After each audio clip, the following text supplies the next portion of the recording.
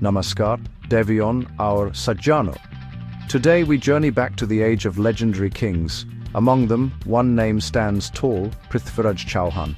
Born in 1166, he was the pride of the Chauhan dynasty, rulers of Ajmer. Raised by King Someshvara and Queen Kapura, Prithviraj grew up with tales of valor. The Chauhans were famed Rajput warriors, defenders of their people and faith.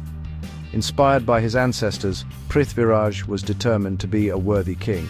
Ajmer, his home, was a beacon of Rajput pride.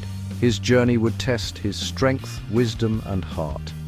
Let's begin this saga of courage and leadership. The legend of Prithviraj Chauhan begins. A king is forged through learning and discipline. Prithviraj's education was rigorous. He mastered politics, scriptures, and warfare.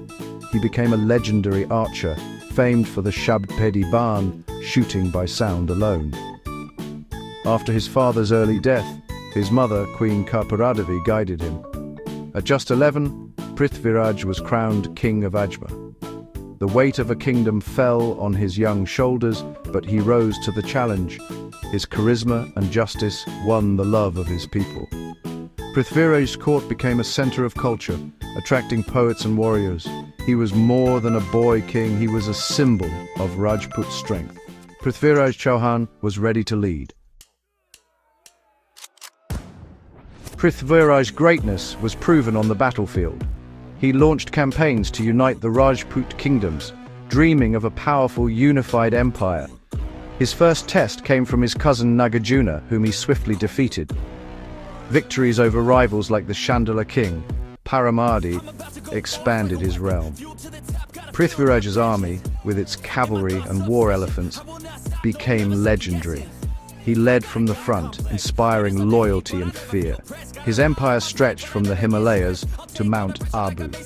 Other kings acknowledged his supremacy, and he became the Samrat of northern India.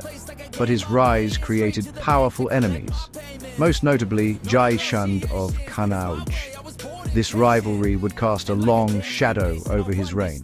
Prithviraj's ambition brought glory, but also danger. The seeds of conflict were sown. For now, he stood as the undisputed conqueror. His legend grew with every victory, but greater challenges awaited.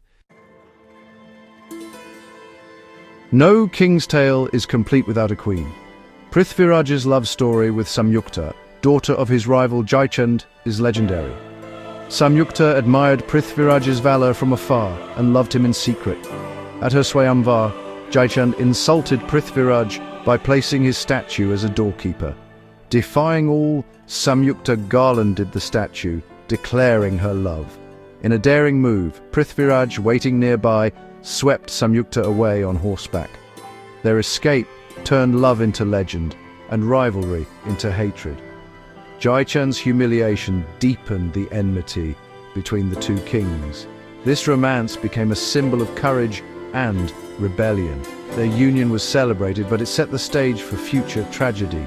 The love of Prithviraj and Sanyogita became immortal in Indian lore. Their story is one of passion and defiance, but it would have consequences for the entire kingdom. As Prithviraj ruled, a new threat emerged, Muhammad Ghori from the west. In 1191, Ghori invaded India, leading to the First Battle of Tarain. Prithviraj's Rajput army fought fiercely, defeating Ghori and forcing his retreat. But Prithviraj, following Rajputana, spared the defeated invader. Ghori returned a year later, better prepared for the Second Battle of Tarain. This time, he used cunning tactics and attacked before dawn. The Rajputs fought bravely, but Ghori's strategy and numbers overwhelmed them. Crucially, Jaichand refused to help Prithviraj, leaving him isolated. The lack of unity among Indian kings proved disastrous. Prithviraj was captured on the battlefield. This defeat marked a turning point in Indian history. The doors to northern India were now open to foreign rule. Prithviraj's fall was a tragedy for the nation. His courage was unmatched, but betrayal and disunity led to his downfall. The battles of Tarain changed the fate of India. Prithviraj's legend, however, was far from over. His story would end not in defeat but in defiance. The saga continues. Prithviraj's final chapter is shrouded in legend. Captured and blinded, he was taken to Ghazni by Muhammad Ghori. Even in captivity, Prithviraj's spirit remained unbroken. His loyal friend Chand Bardai joined him, devising a plan for revenge. Ghori, curious about Prithviraj's archery, demanded a demonstration. Chand Bardai recited a coded couplet, revealing Ghori's position.